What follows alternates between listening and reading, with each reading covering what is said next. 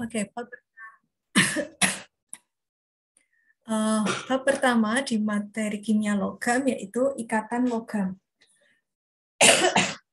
Ya, logam kalau di dalam sumber rujukan kita sebagai seorang muslim yaitu Al-Qur'an itu tersurat di beberapa ayat gitu ya. Saudara bisa sambil cari, silakan ayatnya.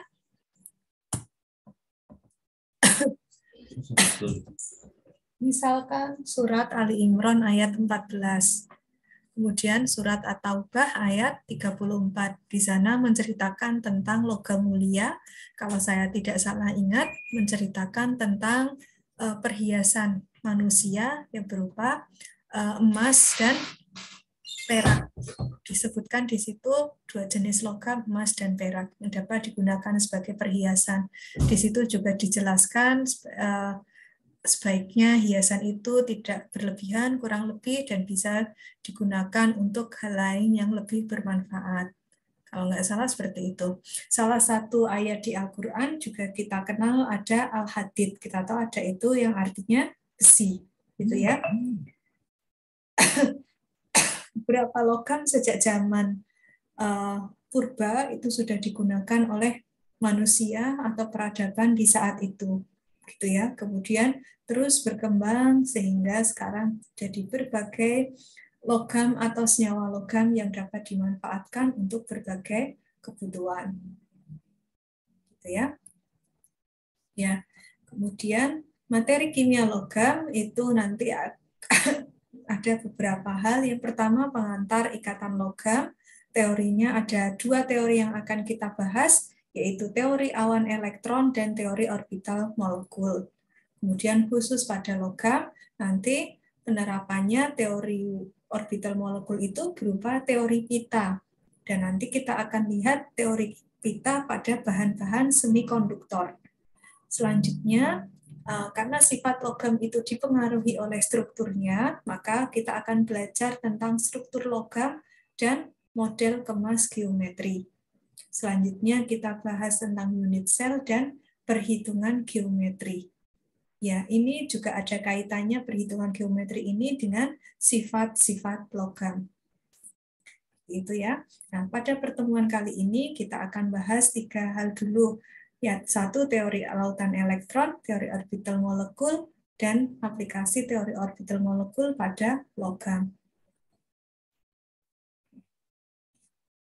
Sebelumnya kita ingat-ingat dulu tentang ikatan kimia. Ya, masih ingat saudara apa itu ikatan kimia? Apa itu ikatan kimia?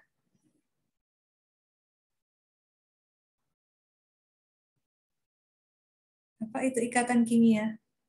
Ada yang mau menyampaikan? Nah, kemarin sudah belajar kan ya tentang ini ya.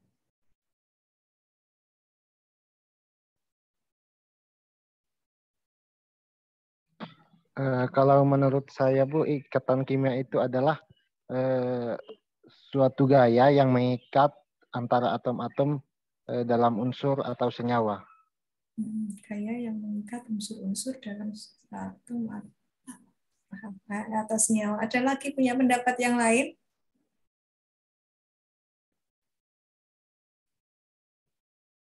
Oke, langsung kita lihat. Bu. Hah? Apa, Mbak? Kalau menurut saya ikatan kimia itu sebuah gaya tarik-menarik gitu Bu antara dua atom atau molekul. Oke. Ya, kurang lebih seperti ini ya. Ya, tadi Mas Edil bilang gaya gitu ya. Iya, memang di ikatan itu ada jadi ketika beberapa atom berinteraksi itu ada gayanya. Gayanya itu salah satunya force of attraction, gaya tarik-menarik antara dua atom atau lebih dalam tanda kutip ya, dalam suatu senyawa. Ya, tadi atomnya ini diberi tanda kutip ya. Mengapa demikian? Coba kita lihat beberapa jenis ikatan kimia yang sudah kita kenal lama ya. Nah, ikatan ionik. Ya, apakah ini yang force of attraction-nya antara dua atom pada ikatan ionik?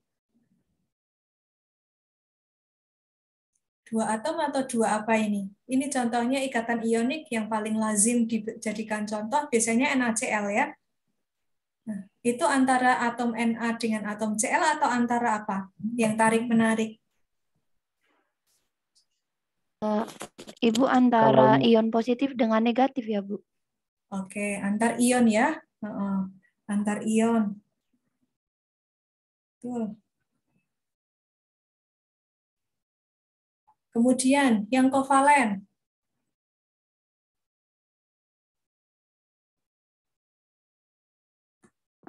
Adanya pemakaian elektron ikatan secara bersama, Bu. Itu pemakaian bersama elektron. Pemakaian elektron secara bersama-sama. Yang terlibat di situ atom ya.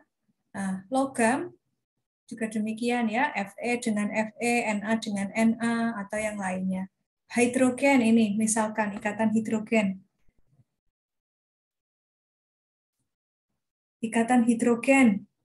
Ikatannya antara apa dengan apa?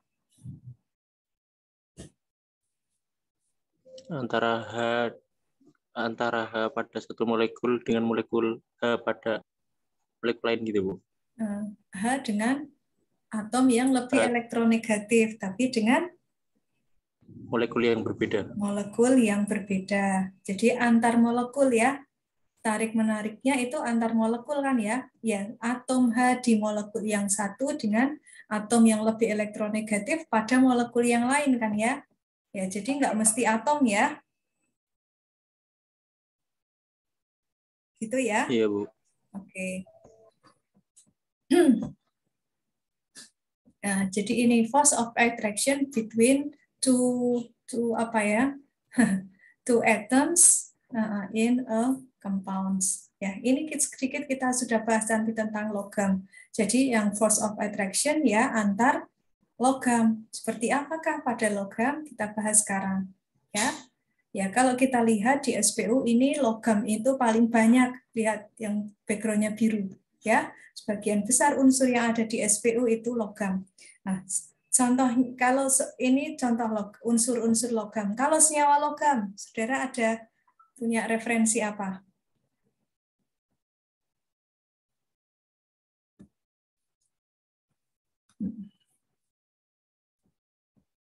Kalau senyawa logam, saudara punya referensi apa? Oke, saya punya ini cincin. Nah, ini logamnya apa yang ada di cincin saya, saudara? Bisa lihat nggak di cincin saya? Emas, Bu. Emas. Emas saja? Hanya emas di sini? Enggak, Bu. Ada campurannya. Ada campurannya. Campurannya logam apa non-logam?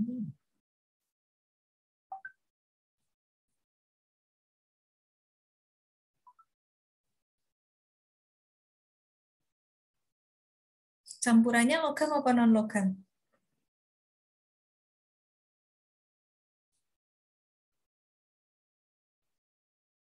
Nah, sesama logam ya, misalkan besi. Nah, ini contoh paduan logam yang tidak sama, tidak satu jenis. Ya. Seperti itu. Jadi logam itu, senyawa logam itu bisa tersusun atas logam yang sama atau beberapa jenis logam yang berbeda. Seperti itu, gitu ya. Nah, selanjutnya kalau saudara bayangkan ada logam gitu, apa yang terlintas, sifat-sifat logam apa yang terlintas dalam pikiran saudara?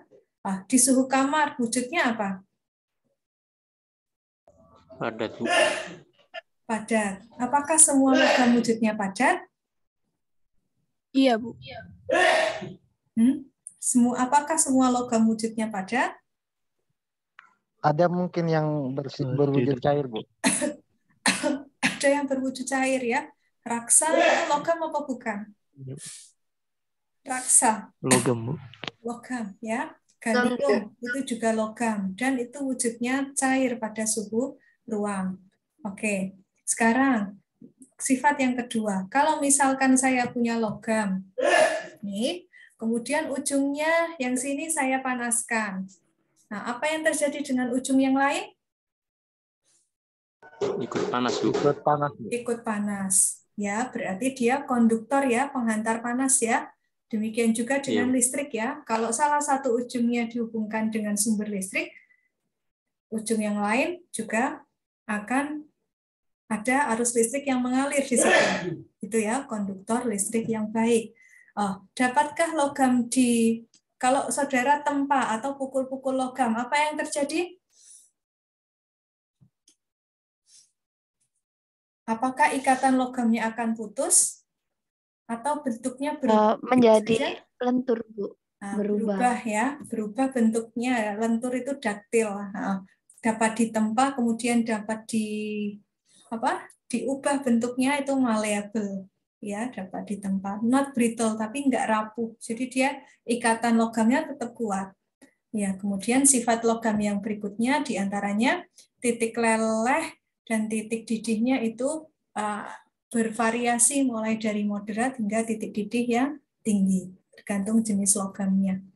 Nah, semua sifat logam itu kan secara makroskopis ya, yang bisa kita amati bahkan atau kita rasakan. Jadi itu makroskopis ya, aspek makroskopis. Nah, kemudian secara teori para ahli mengkaji ada apa di dalam logam itu sehingga memiliki sifat-sifat itu. Ya, teori yang biasa digunakan untuk menjelaskan yaitu teori awan elektron dan teori orbital molekul. Oke, saudara, sebelum sampai ke teori awan elektron, ini coba bukunya dibaca dulu ya. Nanti kurang lebih sampai jam 2 ya. Nanti setelah jam 2 kita ketemu lagi di Zoom. Ini Zoom-nya juga mau habis. Gitu ya. Nah, silakan dibaca dulu sampai ke teori orbital molekul. Nanti saya jelaskan lagi dan saya rekam lagi. Gitu nggih? Ya, ini Mas ada ya, cukup sekian dulu dari saya, nanti kita ketemu lagi. Ya. Yes, teman-teman juga supaya bisa hadir nanti nggih. Cukup sekian. Ini saya stop dulu ya.